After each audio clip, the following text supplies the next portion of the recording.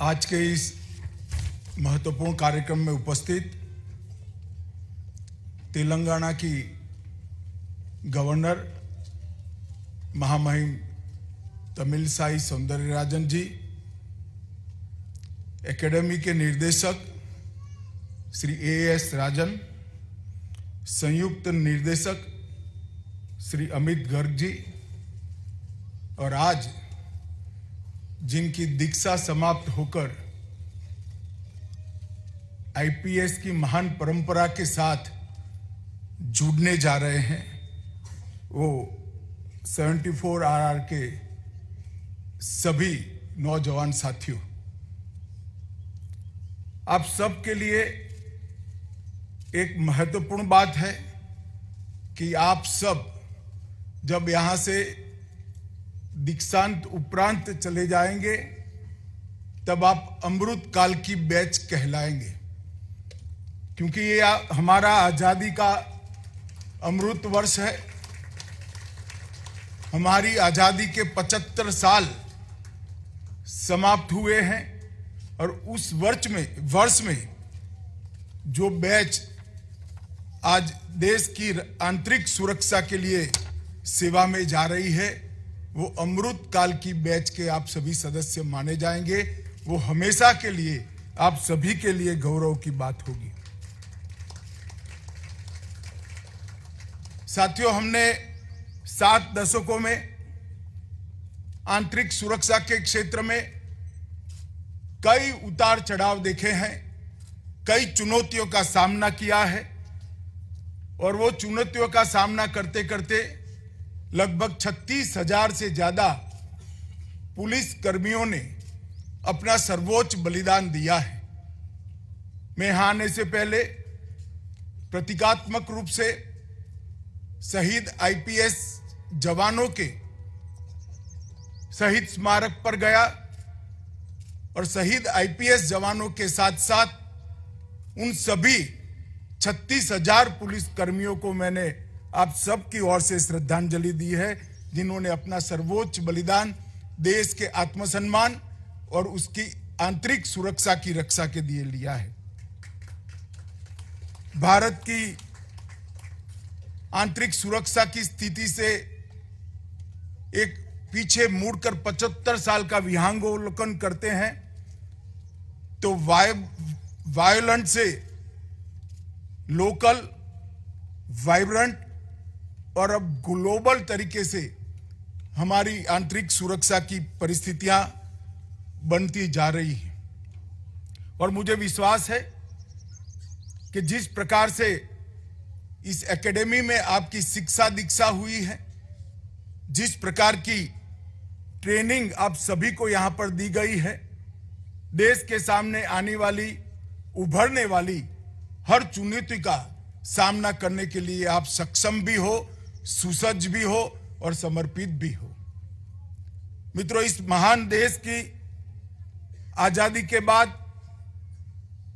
हमारे देश के प्रथम गृह मंत्री सरदार वल्लभ भाई पटेल ने अखिल भारतीय सेवाओं के लॉन्चिंग के समय एक बात कही थी कि देश एक संघीय संविधान के तहत अक्षुण्ण बनाए रखने की जिम्मेदारी इस अखिल भारतीय सेवाओं की है। आज से आप भी ये अखिल भारतीय सेवाओं की महान परंपरा के एक अभिन्न अंग बन रहे हो।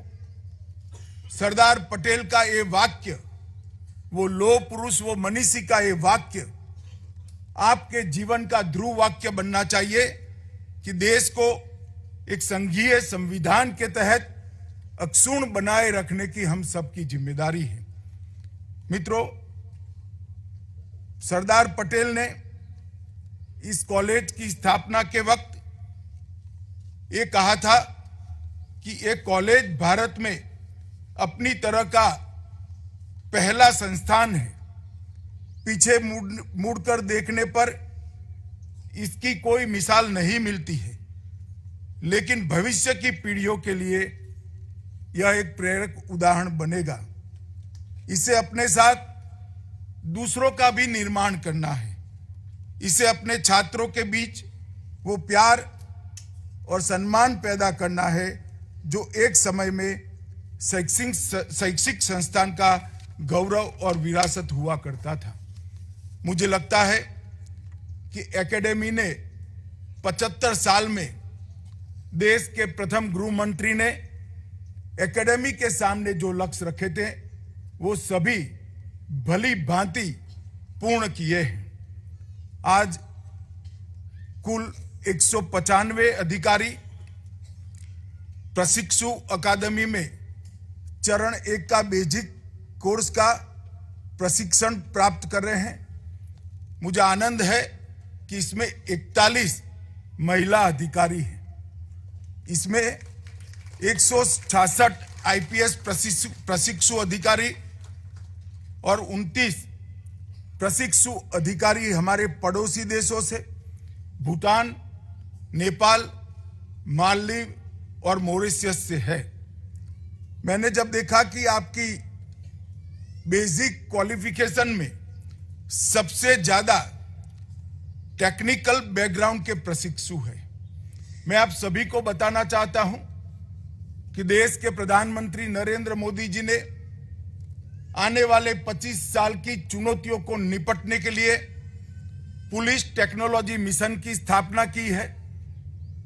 जो पुलिस टेक्नोलॉजी मिशन हमारे देश के सभी पुलिस संस्थानों को टेक्नोलॉजी की दृष्टि से न केवल विश्व के टेक्निकल चुनौतियों के अनुरूप बनाएगा, इसके साथ साथ हेड कांस्टेबल से लेकर डीजीपी तक की पूरी पुलिस प्रणाली को टेक्नो सेवी भी बनाएगा।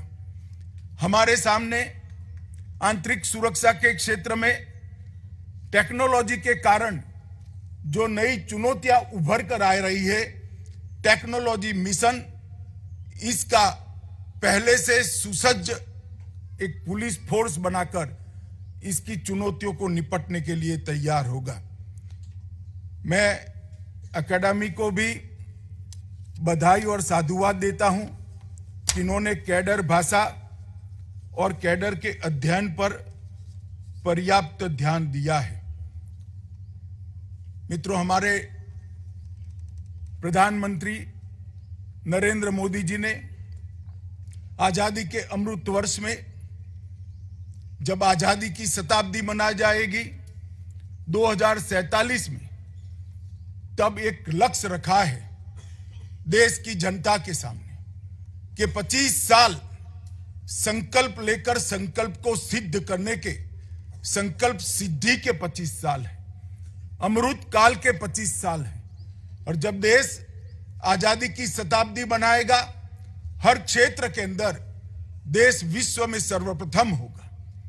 ये आशावाद और ये लक्ष्य, इसकी परिपूर्ति हर एक भारतीय नागरिक की जिम्मेदारी और कर्तव्य दोनों है।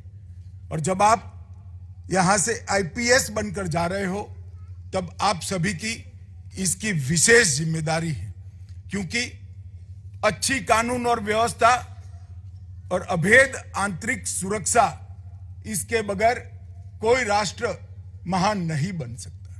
विकास की नींव ही नागरिक अधिकारों की रक्षा,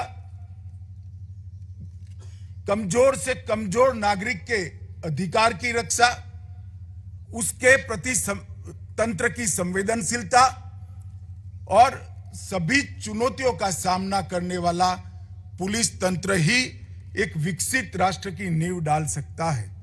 हमने लक्ष्य रखा है 2047 तक भारत पूरी तरह से विकसित राष्ट्र हो, 2025 तक $5 ट्रिलियन की अमेरिकी डॉलर वाली हम अर्थव्यवस्था बने। और ये इसलिए संभव दिखाई पड़ता है कि 2014 में हम दुनिया के अर्थतंत्रों की तालिका में 11वें नंबर पर थे।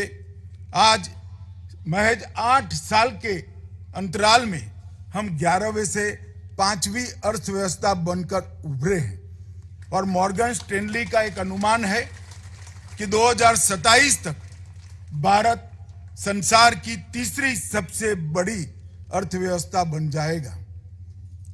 आप सब जब यहां देश के संविधान के स्पिरिट को समझकर जा रहे हो, तब एक बात पर मैं आपका जरूर ध्यान दिलाना चाहता हूं। हमारी संवैधानिक व्यवस्था में 3 प्रकार की व्यवस्था बहुत महत्वपूर्ण है।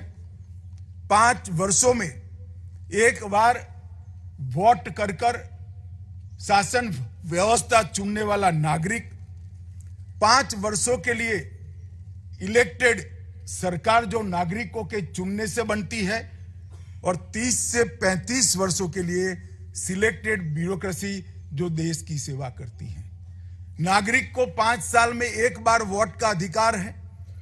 जो लोग चुन कर आते हैं वो देश के विकास के लिए 5 साल काम करते हैं, बाद में फिर से मैंडेट लेने जाना है।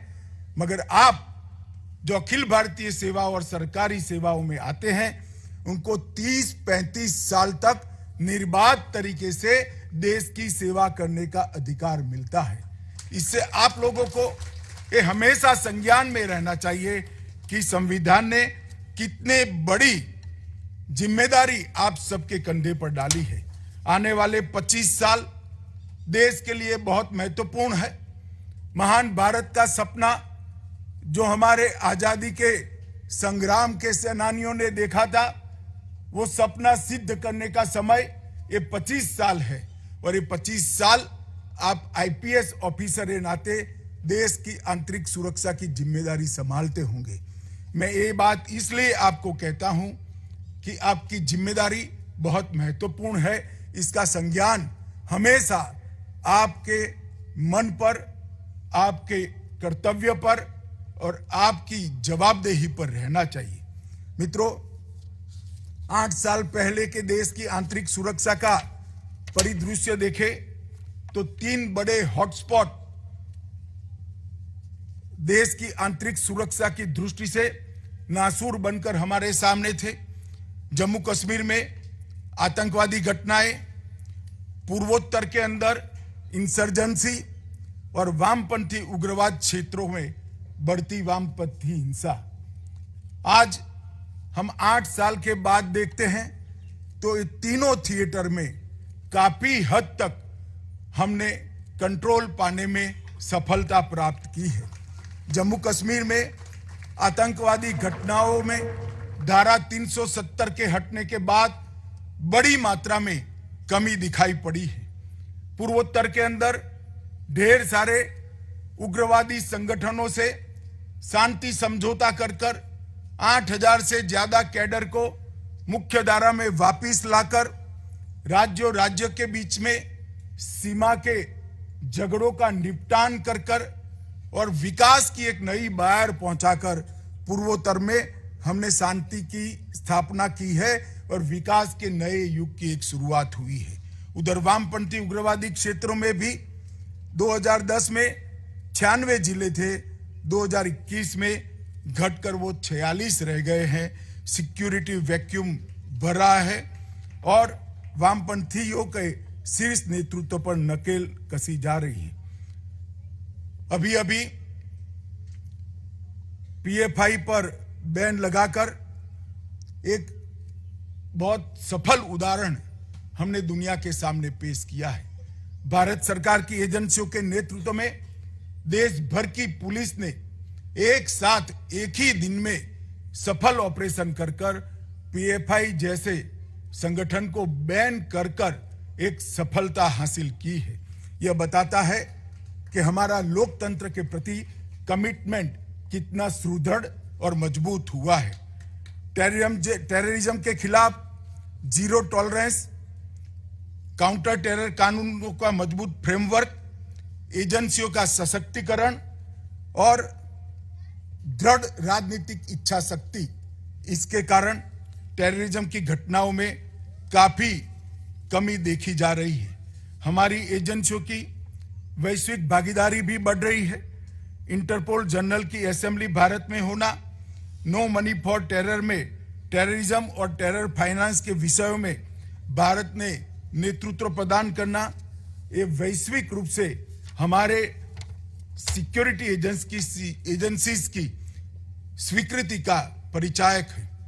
पिछले 3 वर्षों में फॉरेंसिक साइंस यूनिवर्सिटी की स्थापना कर हमने फॉरेंसिक साइंस क्षेत्र में एक्सपर्ट ह्यूमन रिसोर्स और लॉजिस्टिक गैप भरने का प्रयास किया है।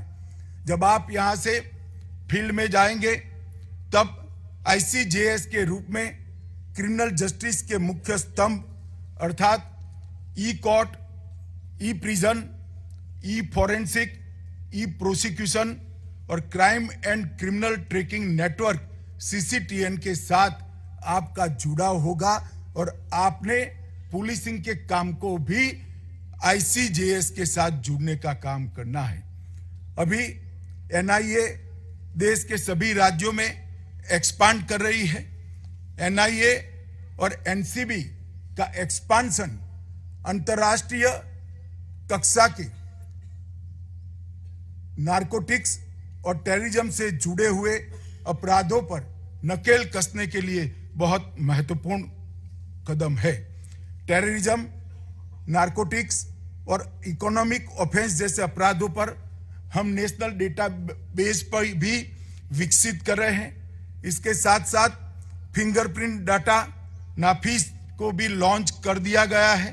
Indian cyber crime coordination centre I4C की स्थापना हो चुकी है और इसके साथ साथ हाउसिंग, स्वस्थ जवान को फैमिली के साथ ज्यादा समय मिले, इसके लिए भी कई योजनाएं मोदी जी के नेतृत्व में भारत सरकार लेकर आई है। मित्रों, सिक्योरिटी का सिनेरियो बदल रहा है। थ्रेट पैटर्न जो पहले स्टैटिक्स थे आज डायनेमिक रूप में बदल रहे हैं। जियोग्राफिकल थ्रेट्स जो पहले थे, पूर्वोत्तर, वामपंथी उग्रवाद, कम्युनल हॉटस्पॉट, इसकी जगह अब थीमेटिक थ्रेट इमर्ज हो रहे हैं। साइबर अपराध, डाटा का मिसयूज, मिस इन्फॉर्मेशन की वॉर, ये सारे थीमेटिक थ्रेट्स को हमने इसका सामना करना है। सिंगल डायमेंशनल पुलिसिंग की जगह मल्टी डायमेंशनल पुलिसिंग भी अब हमने स्वीकार करना पड़ेगा। पहले आतंकवाद, उग्रवाद और डे टू डे की पुलिसिंग के चैलेंजेस थे, अब मल्टी डायमेंशनल चुनौतियां हमारे सामने हैं। Terror finance, narco terror, information warfare, 4th generation information warfare, ये सब के सामने लड़ाई लड़ने के लिए आप सबको सुसज्ज रहना पड़ेगा। मित्रों, पुलिसिंग को सशक्त करने में आपके लिए गहरी चुनौतियां आगे आने वाली हैं।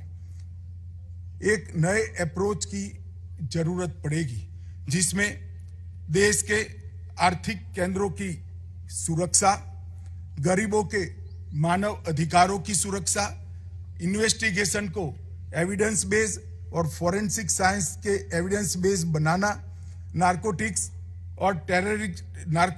के टेरर लिंक पर नकेल कसना, साइबर तथा फाइनेंशियल फ्रॉड जैसे विषयों पर हमारा फोकस हमें बढ़ाना पड़ेगा। मित्रों, जब आप यहाँ से आज दीक्षांत होकर जा रहे हैं तब मैं इतनी ही बात कहना चाहता हूँ कि आपको एक्सेसिबल भी होना है, अकाउंटेबल भी होना है और अप्रोचेबल भी रहना है। एक्सेसिबल होने का मतलब है ज्ञान, कौशल और दृष्टिकोण तीनों के बीच में समन्वय लाकर एक्सेसिबल बनने का प्रयास करना। आपको अपने साथ नई ऊर्जा, नया विश्वास लेकर एक अकाउंटेबल पुलिसिंग की मिसाल भी कायम करनी होगी और अप्रोचेबल बनकर पुलिसिंग को सुगम्य बनाना पड़ेगा।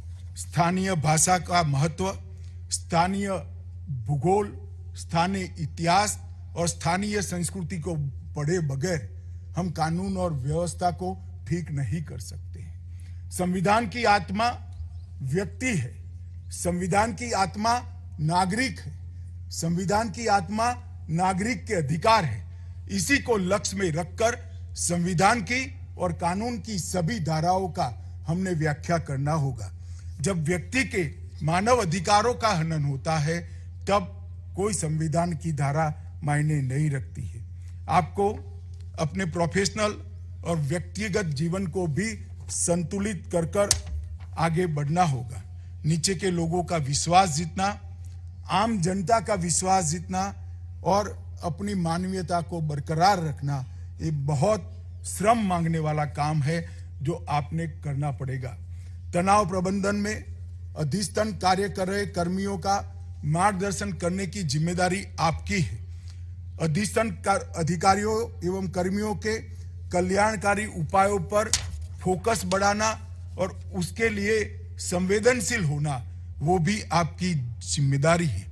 आपके तहत आने वाले पुलिस फोर्स को पुलिस कैपेसिटी बिल्डिंग की दृष्टि से हमेशा सुसज्ज करना, इसकी जिम्मेदारी आपकी है। और आपने आपके अप्रोच को वैश्विक बनाकर सभी चुनौतियों का सामना करना, ये भी आपकी जिम्मेदारी है। मैं फिर से एक बार पुलिस टेक्नोलॉजी मिशन पर थ्रस्ट देना चाहूंगा, क्योंकि अवेयरनेस, प्रिपेयर्डनेस और एनफोर्समेंट, ये 3 मंत्र के आधार पर टेक्नोलॉजी मिशन आगे बढ़ने वाला है।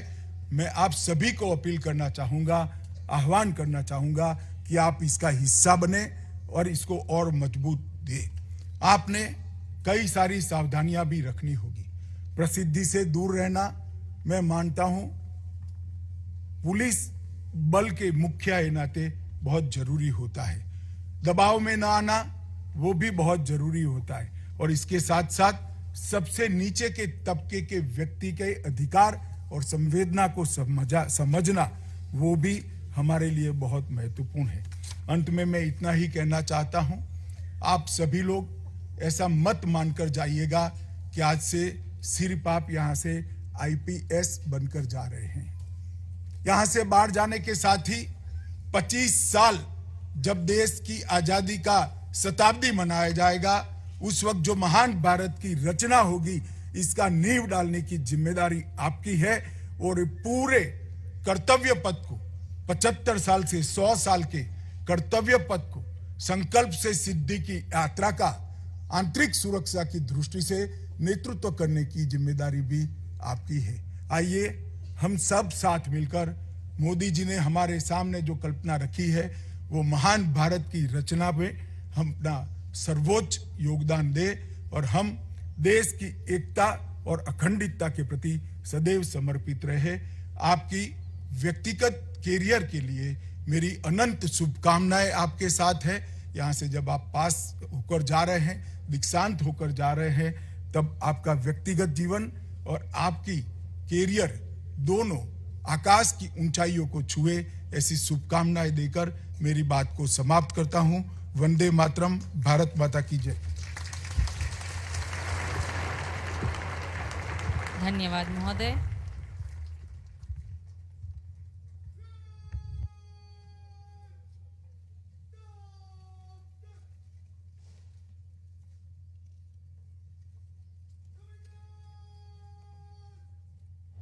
Because